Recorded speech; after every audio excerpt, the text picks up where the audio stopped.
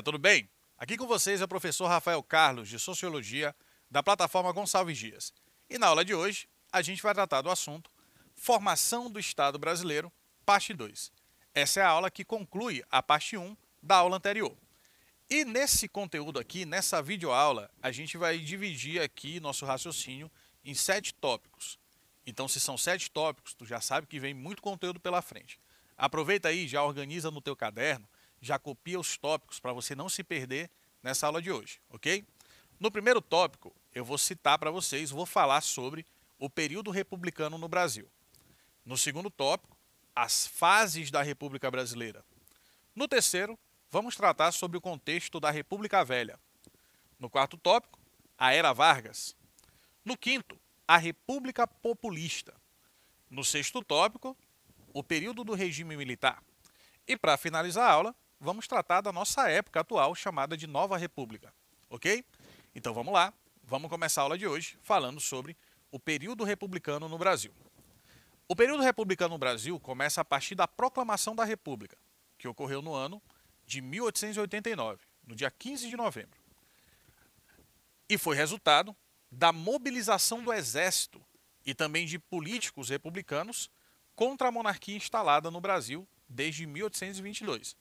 Então a gente sabe que a proclamação da República ela é a finalização de um processo ali que se inicia em 1822, que foi o processo da emancipação política do Brasil, da independência do Brasil, no dia 7 de setembro. Só que o Brasil ficou independente e, ao mesmo tempo, começou no Brasil com um novo Estado, um Estado monárquico, o chamado Primeiro Reinado de Dom Pedro I. Logo depois, o Segundo Reinado, Dom Pedro II, e algum tempo depois, algumas décadas depois, a proclamação da República, já no finalzinho ali do século XIX. A proclamação da República foi resultado de uma longa insatisfação dos militares com o governo imperial, com o governo monárquico de Dom Pedro II. Por isso que os militares foram fundamentais na proclamação da República. Tanto que o primeiro presidente da República Brasileira é exatamente o líder do movimento proclamatório, chamado Marechal Deodoro da Fonseca, um militar. Um dos fatores mais marcantes desse período, e destacado pelo historiador José Murilo de Carvalho, em suas obras, foi a passividade do povo brasileiro em relação às mudanças proclamadas naquele momento. É como se os brasileiros assistissem a tudo bestializados, sem ter a mínima noção do que realmente estava acontecendo naquele contexto. Isso é para mostrar que não houve uma participação popular tão intensa nesses processos aí que culminaram com a proclamação da República. Mas foi uma coisa mais mesmo dos militares, do exército brasileiro e também de alguns republicanos civis ligados já à política, né? Que já tinham cargos políticos, que já eram políticos de carreira. Mas o povo mesmo, o povo brasileiro, pouco percebeu o que estava acontecendo naquele momento. Assistiu a tudo de forma bestializada. O Brasil já teve, desde essa época, 6 diferentes fases na nossa história republicana, que são a República Velha, ou Primeira República, de 1889 até 1930, o governo provisório constitucional de Vargas, de 30 a 37, o Estado Novo, proclamado em 37 e que durou até 45, a República Populista, de 45 até 64, o regime militar, de 64 até 85, e a nossa fase atual é chamada de Nova República, que começa em 85 e segue adiante com o primeiro presidente civil, depois de vários presidentes militares assumindo o poder, pela eleição indireta, o maranhense José Sarney. A República Velha, que é essa primeira fase citada, ela acontece ali no contexto de formação ainda desse Estado republicano brasileiro, né? Nas primeiras décadas da República Brasileira. E é uma época onde você percebe a consolidação das elites provinciais da zona rural, as chamadas oligarquias. Então, oligarquia é um termo que a gente até hoje utiliza muito na política brasileira, né? E elas surgiram a partir desse contexto, se consolidaram na política brasileira desde a República Velha. O coronelismo também é uma prática muito comum desse momento político no Brasil. O município seria a esfera pública predominante do continuismo e também do predomínio da esfera privada sobre a esfera pública, que é uma coisa que sempre foi muito difícil no Brasil, essa separação entre aquilo que é da vida pública e aquilo que é da vida privada. sobretudo por quem exerce o poder, pelos governantes. E no coronelismo isso ficava muito marcante, sobretudo na questão municipal. Os municípios eram a marca desse continuismo no poder, dessas elites rurais, dessas oligarquias nos estados brasileiros. O voto de cabresto também representava a manipulação das eleições durante o período. Lembra que é um momento diferente do nosso momento atual. Hoje o nosso voto é o voto secreto. Antigamente não era secreto, era aberto, você declarava em quem você ia votar. E isso facilmente era possível de saber. Então os coronéis, por exemplo, nos municípios, sabiam em quem você tinha votado. E muitas vezes colocava ali jagunços, funcionários, para intimidar as pessoas na hora de votar. E isso ficou conhecido como voto de cabresto, essa prática. O abuso da autoridade dos coronéis, a compra de votos, que era uma prática muito comum também, e o uso da máquina pública em favor de determinado candidato, garantia a manutenção da política vigente naquele momento. Tanto é que houve, inclusive, a história lá da política do café com leite, onde os presidentes do Brasil, as pessoas que ocupavam o cargo principal na República, elas ficavam variando entre o Partido Paulista e o Partido Mineiro. São Paulo era a referência da produção de café e Minas Gerais de pecuária leiteira. Por isso o nome, política do café com leite. A política dos governadores também, que foi um acordo firmado no governo Campos Salles, lá no final do século XIX, 1898, e que durou até 1902, no começo do século XX, em que ele, o Campos Salles, e as oligarquias estaduais comprometiam-se a manter uma relação de apoio mútuo. Então ele apoiava as oligarquias e as oligarquias apoiavam também ele. Então isso ficou conhecido como política dos governadores. E aí, finalizando esse processo da República Velha, com essas características do coronelismo, da política do café com leite, da política dos governadores, das várias fraudes eleitorais que aconteciam, da compra de votos, do voto de cabresto, a gente chega num momento diferente ali a partir dos anos 30. Getúlio Vargas, ele dá um golpe militar com apoio de vários setores do Exército, de vários estados brasileiros, e assume o poder sem ser eleito, certo? Então, Vargas, ele inicia um período logo depois da República Velha, a partir da chamada Revolução ou Golpe de 1930. E finalizado em 1945, com a deposição de Getúlio Vargas do poder. Então ele fica continuamente nessa primeira fase, durante 15 anos praticamente, governando o Brasil. Desde a chamada Revolução de 30 até o ano de 45. Nesse período da história brasileira, o poder esteve centralizado em Getúlio Vargas. Ele acabou tendo essa característica de centralizar o poder político em suas mãos, que assumiu como presidente do Brasil após um movimento que depois o Washington Luiz, que era o presidente, e que impediu a posse de Júlio Prestes, que foi o presidente eleito que assumiria o país logo depois de Washington Luiz. Então, foi uma eleição que, na época, as pessoas diziam que foi fraudada, que teve compra de votos, que teve votos a mais do que o número de eleitores. E aí, para moralizar a política brasileira, digamos assim, Getúlio Vargas acabou liderando esse movimento que o leva até a presidência do Brasil. Os historiadores dividem a era Vargas em 3 fases, então atenção. Esses 15 anos que eu te falei, de 30 a 45, eles estão divididos em 3 épocas, 3 fases. De 30 até 34, existe um governo chamado governo provisório. De 34 a 37, o governo é o governo constitucional. Por quê? Porque em 34 teve uma nova Constituição que garantiu a Vargas a permanência no poder, constitucionalmente. E aí foi o governo constitucional. E até a eleição em 38. Só que aí, pelo panorama político que existia no país, que era um panorama muito conturbado, Vargas acabou dando um golpe dentro do próprio golpe. E acabou fundando o chamado Estado Novo, que foi o período ditatorial mesmo, de fato, de todo esse contexto aí de 15 anos da primeira passagem de Vargas pelo poder. Se inicia em 37 e dura até 45, quando ele é deposto. Então são 3 fases diferentes dentro da mesma era. As características principais desse momento histórico, do período Vargas. Primeiro, centralização do poder. Ao longo dos 15 anos no poder, Vargas tomou medidas para enfraquecer os outros poderes, o legislativo, e reforçar o poder do executivo. Essa característica ficou muito mais evidente na terceira fase, chamada de Estado Novo, onde houve inclusive a dissolução do Congresso Nacional. Vargas ficou com muito mais poder do que tinha antes. A política trabalhista. Vargas atuou dentro desse âmbito, né, das leis do trabalho de maneira consistente, no sentido de ampliar os benefícios trabalhistas que já existiam desde os anos 30, né, principalmente a partir do começo dos anos 30, mas isso se consolida mesmo no Estado Novo. Para isso, ele criou o Ministério do Trabalho e concedeu o direito aos trabalhadores.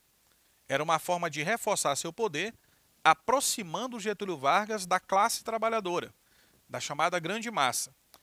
E por esse motivo, durante algum tempo, o apelido dado a Getúlio Vargas foi o pai dos pobres, aquele que concedeu o direito às pessoas da classe trabalhadora, que permitiu a elas ali, de um certo ponto de vista, uma possibilidade de uma vida mais digna. Propaganda política foi uma outra arma também muito estratégica do governo Vargas, do período Vargas. O uso da propaganda como forma de ressaltar as qualidades de seu governo foi uma marca muito forte do período ou da era Vargas, e que também ficou muito evidente na terceira fase, no Estado Novo, a partir da criação de um órgão chamado DIP, o Departamento de Imprensa e Propaganda, né? Então, para você ver como, de fato, a questão da propaganda era muito forte durante o governo Vargas. A capacidade de negociação política era uma outra característica também que Vargas teve durante essa fase de governo. Lembra que a gente está falando de uma época, inclusive, que aconteceu uma guerra mundial, né? Entre 39 e 45 foi a época da Segunda Guerra Mundial. Então era um período ali, um momento histórico muito conturbado no mundo todo e também no Brasil, certo? Vargas tinha uma grande capacidade de conciliar grupos diferentes, opostos em seus governos, como aconteceu em 1930, na própria Revolução de 30, que o levou até o poder, quando oligarquias dissidentes e o movimento tenentista, que não tem nada a ver uma coisa com a outra, estavam no mesmo grupo que apoiaram Getúlio Vargas, né? Então ele tinha essa habilidade de conseguir conciliar grupos muito diferentes ideologicamente, muito opostos, para apoiá-lo. É a capacidade de negociação política ali que o Vargas teve nesse contexto. Depois desse período Vargas, com o fim da Segunda Guerra Mundial e depois a deposição de Vargas do poder, começa a chamada Quarta República, ou melhor, a República Populista. Essa Quarta República, também conhecida como República Populista, foi um período da história brasileira, iniciado em 1946, logo depois da deposição de Vargas, com a posse do Eurico Gaspar Dutra. E esse período vai até 64, com o golpe civil-militar, que marcou o início da ditadura militar ou do regime militar no Brasil. Então ele dura pouco tempo, né? Não durou nem 20 anos, de 46 até 64, é a chamada Quarta República. É nessa época, por exemplo, aqui, que Getúlio Vargas retorna ao poder, eleito pelo povo, depois, né? Tem o Gaspar Dutra, que inicia o período, tem também o JK, que foi o cara que construiu Brasília, né? Que tornou Brasília também a capital federal. Então Juscelino Kubitschek, Getúlio Vargas de novo, Eurico Gaspar Dutra são referências desse momento histórico aí do Brasil. Além de Jânio Quadros, também João Goulart. A República Populista foi marcada por intensas tensões políticas e pela política desenvolvimentista do Brasil. Foi a época que se investiu muito no desenvolvimento econômico do país. Inclusive, o slogan de um dos presidentes da época era 50 anos em 5. Foi o slogan do presidente Juscelino Kubitschek, no sentido de desenvolver o Brasil 50 anos em apenas 5 anos de mandato. Esse período foi marcado por fortes tensões políticas, principalmente na disputa travada entre os partidos PTB, PSD e a UDN. O PTB era o partido de Getúlio Vargas, o Partido Trabalhista Brasileiro. A UDN, que era o partido que rivalizava com o PTB, que polarizava a disputa política, era a União Democrática Nacional, liderada por um jornalista e político chamado Carlos Lacerda. Então Vargas e Lacerda eram aqueles que mais ali rivalizaram durante esse contexto. E por altas taxas de crescimento da economia também. Então, foi uma época que a economia brasileira, de fato, se desenvolveu e cresceu bastante. Por isso também chamado de período desenvolvimentista da economia brasileira. E aí, nos anos 60, inicia-se o período que a gente chama de regime militar. Alguns chamam também de regime civil-militar. Não tem problema. As duas nomenclaturas são aceitas. O regime militar foi resultado da articulação entre políticos, sobretudo da oposição, naquele momento ao presidente João Goulart, e também líderes militares. Então foram os líderes militares e alguns políticos de oposição ao governo da época que lideraram um movimento que irá inaugurar no Brasil o regime militar. Com forte viés anticomunista, ele interrompeu a experiência democrática do país, da República Populista, com apoio da elite empresarial. Então, os setores empresariais, a elite brasileira, deu apoio a esse movimento que originou o regime militar. Dos setores conservadores da igreja também, não de todos os setores da igreja, mas apenas dos setores mais conservadores. Parte da igreja se colocou ao longo do tempo contrário ao regime militar também. Das camadas médias urbanas, da classe média, e dos grandes produtores rurais. Então você tem um movimento que é liderado pelos militares, mas que ao mesmo tempo tinha o apoio de setores da elite empresarial brasileira, da grande produção rural, do agronegócio no Brasil, de setores da igreja, setores mais conservadores da igreja, e também até mesmo da classe média urbana. Politicamente, foi um movimento marcado pela centralização do poder também, assim como foi o Estado Novo anteriormente. Cerceamento de direitos políticos e civis e pelo bipartidarismo regulado, ou seja, a partir do AI-2, que é o Ato Institucional número 2, passou a existir apenas 2 partidos políticos no Brasil, a Arena e o MDB. A Arena é uma sigla, significa Aliança Renovadora Nacional, e o MDB é o Movimento Democrático Brasileiro. Então, só esses 2 partidos existiam legalmente, a partir de 1965, um ano depois do movimento que gera ali, que vai dar origem ao regime militar em 64. Economicamente, ficou marcado esse regime por um surto de crescimento econômico, sobretudo durante o governo Médici, conhecido como milagre econômico, por causa das taxas de crescimento do PIB brasileiro, que chegavam até 2 dígitos, que é uma coisa muito difícil de acontecer, mas que naquela época aconteceu por um momento do Brasil crescer muito economicamente, sobretudo no início dos anos 70. Mas logo depois desse crescimento, desse, entre aspas, milagre econômico, seguiu-se um período muito complicado de aumento de inflação e também de aumento da dívida externa do país.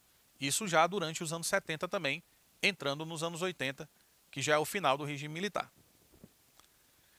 E aí nos anos 80, fazendo essa linha histórica aí da República Brasileira, a gente inicia uma fase, que é a fase atual, chamada de Nova República. A Nova República inicia-se com o fim do mandato do presidente Figueiredo, foi o último presidente do regime militar. Mas mesmo antes disso, o povo, a população brasileira, já havia dado um notável exemplo de união e de cidadania, quando saiu às ruas de todo o país, pressionando o poder legislativo, os deputados federais, a aprovar a volta da eleição direta para presidente, que seria a aprovação da chamada Emenda Dante de Oliveira, que é o nome do parlamentar que propôs a eleição direta lá em 84. E aí surgiu uma campanha chamada Direta e Já, com grandes mobilizações, grandes manifestações no Brasil, mas que acabou não obtendo o resultado esperado, o sucesso que se esperava. Pois a emenda Dante de Oliveira, como ficou conhecida, a proposta de voto direto, acabou não sendo aprovada pelo parlamento, pelo legislativo. E aí o que aconteceu? Teve as eleições, só que não foram diretas. Não foi tipo hoje, que hoje as pessoas votam, os eleitores vão votar na urna eletrônica e tal. Não teve isso. Naquela época, o que teve foi uma votação dentro do parlamento, entre os próprios parlamentares, para escolher um novo presidente. E o novo presidente escolhido, como eu falei antes, foi o maranhense José Sarney, o primeiro presidente civil depois do regime militar. O Estado brasileiro entrou em uma nova fase democrática, cuja maior expressão foi a promulgação da Constituição que até hoje está em vigência, a chamada Constituição Cidadã de 1988. Te digo mais precisamente do dia 5 de outubro de 88.